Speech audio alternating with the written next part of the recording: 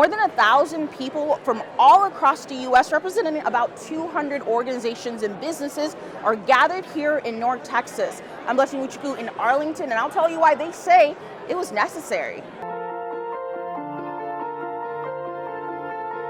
The largest gathering of rural healthcare leaders in the country is currently underway in North Texas.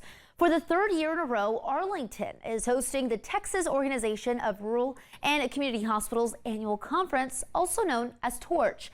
Our Blessing Uchuku is at the event with a look at the pressing needs facing the rural healthcare industry. From this university to the left of me and even this newish business to the right of me, all of them are gathered here for the same simple goal, and that's to keep rural hospitals open in a time when some are in danger of being closed.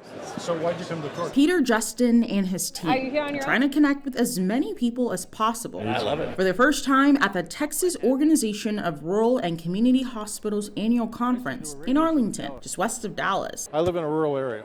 I have a hospital 20 minutes away. If they closed and they're in danger of closing because of uncompensated care, the next closest hospital is an hour and a half away.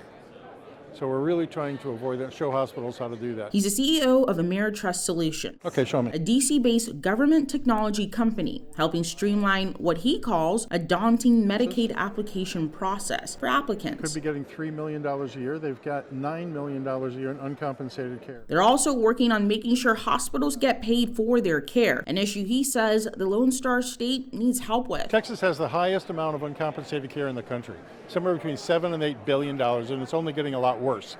Now, if we can fix that problem, we can help Texas solve their uncompensated care problem. We can help keep more rural hospitals open and giving people the care that they need. All right, you bet. The president and CEO of TORCH says between 2010 and 2020, 26 rural hospitals in Texas closed. But since 2020, only 3 have closed. There's still pressure and our hospitals are vulnerable. We had one rural Texas hospital closure last year, but it's not the same.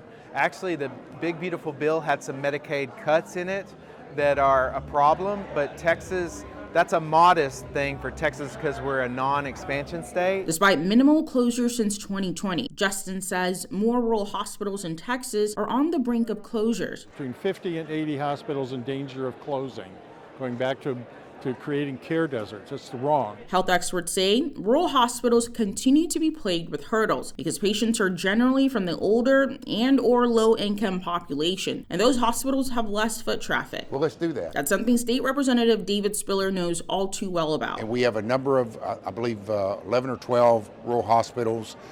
We have some of the same struggles that other rural hospitals do throughout the state. In fact, the last hospital that closed was the last one that opened and closed was actually one that we were involved with there in Montague County and Bowie. And we're currently working on some things at the federal level that will help get that hospital reopened. Which is the whole point of this days-long conference, getting healthcare leaders, politicians, and business owners like Justin connecting and collaborating to eventually help save more lives. In Arlington, Blessing Uchuku, Spectrum News.